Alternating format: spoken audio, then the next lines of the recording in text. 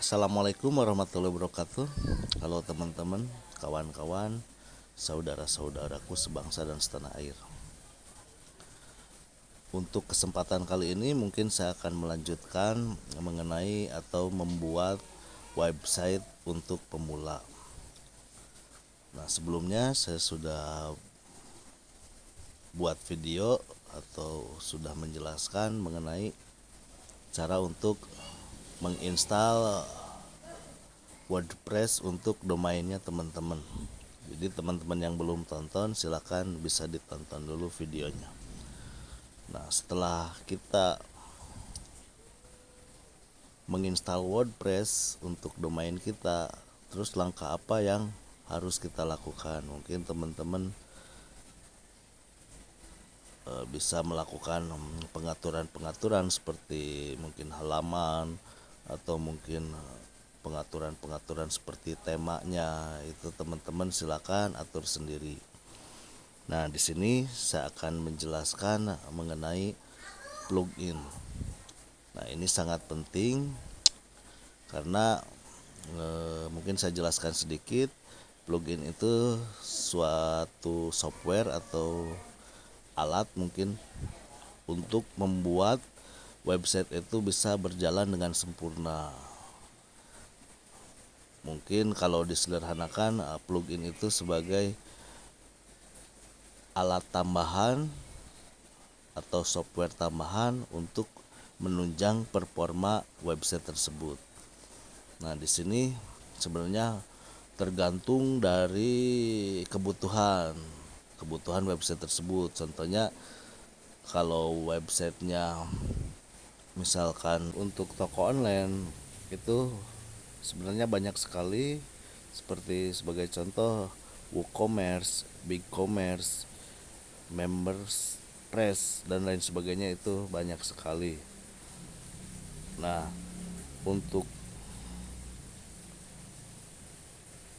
membangun website tersebut maka kita perlu yang namanya plugin itu.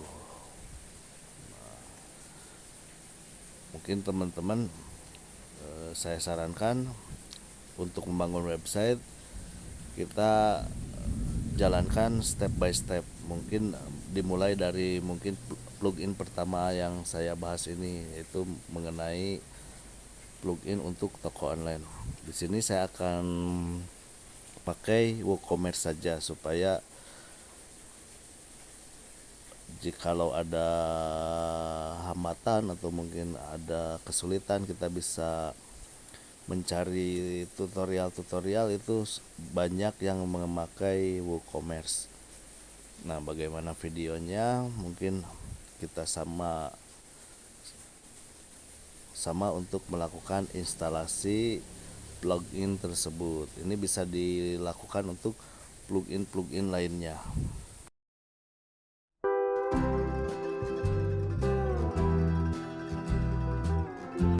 Teman-teman bisa kembali lagi ke halaman utama WordPress-nya, kita cari plugin.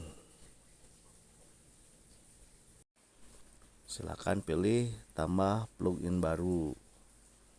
Nah, karena kita akan menginstal WooCommerce, maka teman-teman bisa ketikkan di kata kunci itu, cari plugin WooCommerce.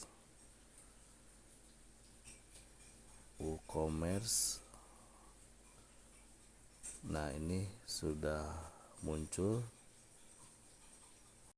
Silakan teman-teman install sekarang, lakukan install sekarang. Nanti tinggal tunggu beberapa saat untuk proses instalasi atau pemasangan plugin tersebut. Mungkin bisa beberapa menit, bisa saya skip dulu. Tapi udah selesai, kita langsung aktifkan saja. Kita aktifkan plugin tersebut. Nah, mungkin teman-teman bisa tunggu dulu beberapa detik saja untuk beralih ke halaman utama plugin tersebut. Nah, di sini selamat datang di WooCommerce. Siapkan toko saya. Ini sebenarnya masih di WordPress tersebut. Nah, manakah kalimat yang mendeskripsikan diri Anda? Itu silakan teman-teman sesuaikan dengan pilihan teman-teman sendiri. Jadi silakan diisi saja sampai selesai. Jelaskan sedikit tentang toko Anda. Tokonya toko apa? Silakan diisi sendiri oleh teman-teman. Disesuaikan dengan usaha yang teman-teman jalankan. Sebenarnya bisa dilewati saja dulu. Nah, mari siapkan fitur Anda. Kita tunggu beberapa saat mungkin.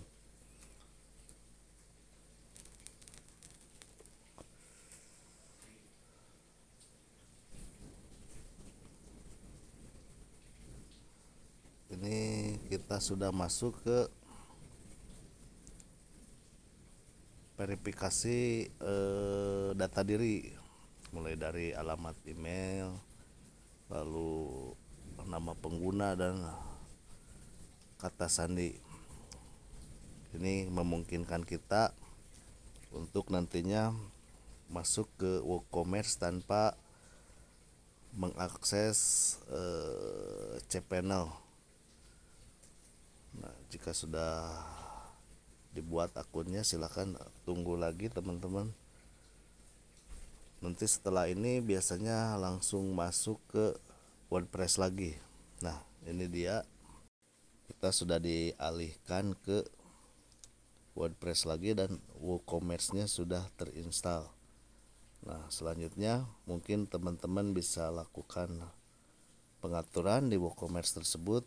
Nah, untuk mulai membangun website toko online-nya, teman-teman bisa mengikuti langkah-langkah yang diberikan oleh WooCommerce. Di sini ada beberapa langkah yang perlu teman-teman lakukan. Ada 5 langkah. Silakan teman-teman mulai untuk melakukan pengaturan atau penambahan data-data yang dibutuhkan, mulai dari produk, upload produk di sana. Silakan teman-teman lakukan upload produknya, produk yang teman-teman mau jual, berikut deskripsi dan lain sebagainya.